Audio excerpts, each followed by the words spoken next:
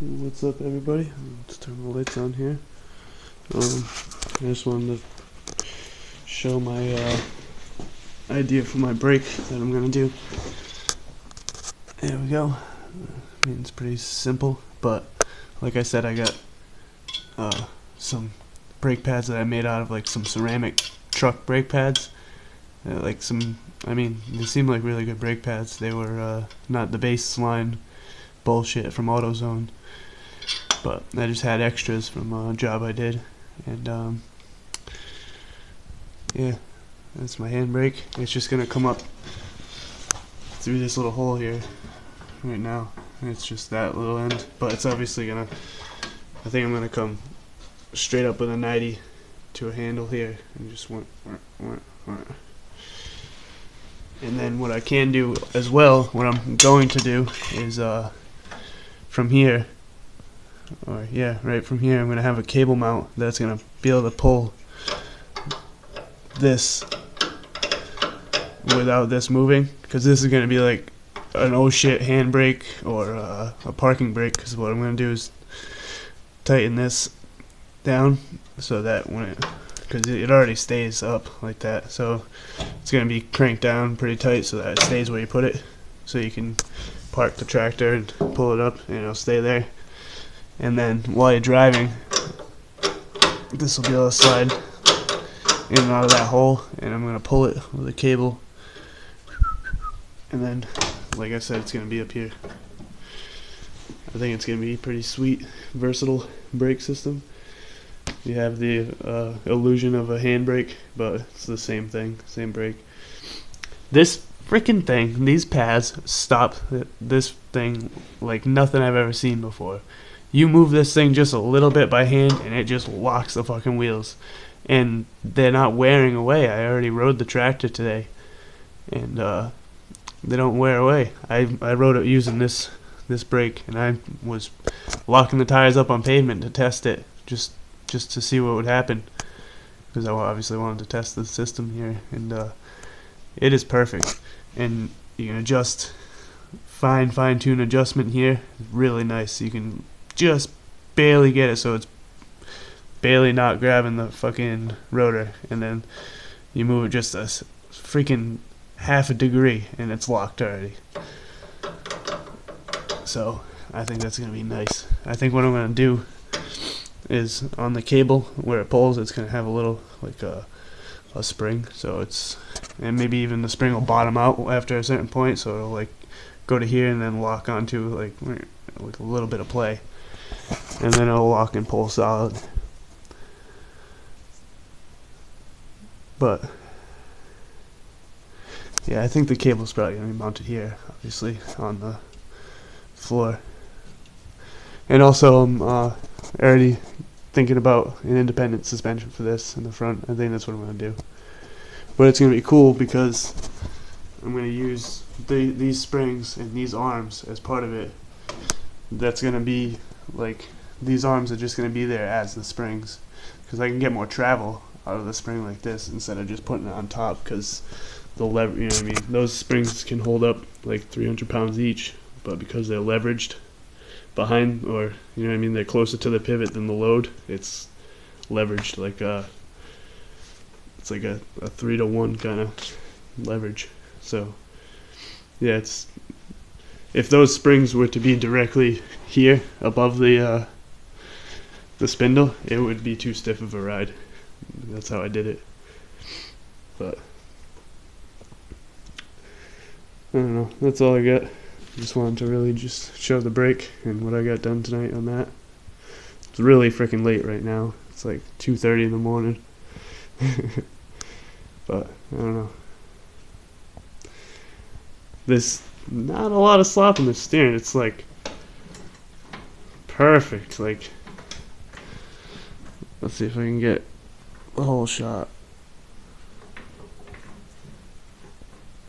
Yeah, keep in mind that's like a gearbox in there, or a steering gear, so as soon as you move that, you get a slight movement there, and it's awesome. And both wheels are nice and tight together, because I have a Heim joint here on the Murray steering gear on each side, and then these front ball joints work really nice, so I kept those. And you know, the heim joint's adjustable in the back, so I can adjust my toe on each side. And but yeah, my suspension idea, I'm gonna draw up the suspension idea and then make a different video probably, maybe tonight. But this thing's neat. You can adjust the leverage right here, or the tension, by hand wherever you are. You're gonna lock the brake right up with this if you want to, by hand. I'm gonna have some Loctite on there, obviously. That needs Loctite, and then I think it'll be good. Or maybe even probably Loctite. The springs holding up beautifully. One problem I'm having, which I just completely forgot, I only have this outer frame attached to this with self-tappers on each side coming from the frame into the, or from the body into the frame there. So yeah, that was stupid. I gotta weld it in places, but it holds on perfectly. There's no issues. I just kind of, I noticed some flex that I didn't think would happen. That's why it's happening. The frame's not actually flexing, it's the body flexing inside of the frame, which is weird. But this fucking carburetor, I hate these fucking carburetors. If you ever have one of these carburetors, just throw it out a damn window. I hate them.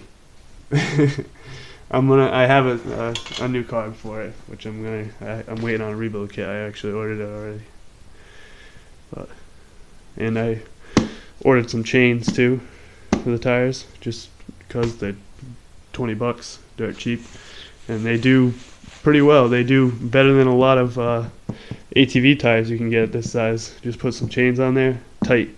They gotta be tight on here because I'm gonna be spinning the wheels a little quick. And make sure, if you're spinning your wheels quick, you gotta make sure that the fucking chains are tight and strong and not old and rusty.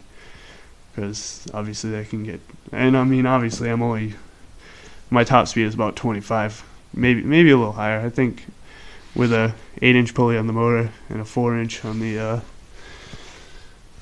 tranny, you probably see that pulley there. Yeah, give me shit about being die-cast aluminum. I know, but it's not like it's gonna fucking explode and hurt anybody. It's caged in, so if it breaks, it's just gonna break. I've ran pulleys like that for 5 years straight on even more aggressively pulley swap tractors, spinning really fast, not knowing any better. But this one's doing pretty well. It's a 5/8 belt, so I mean that might even make it worse on that pulley. But yeah, fuck those carburetors. Awesome brakes. Independent suspension idea. Fuck those carburetors. And this exhaust it sounds so good. You can see the end of it right here. That's where it comes out, and you can just barely see right there. You can see it going into the frame. Had to do it this way. No other way for the exhaust to come out, because like it can't come out this way. I don't know. So that's all I got.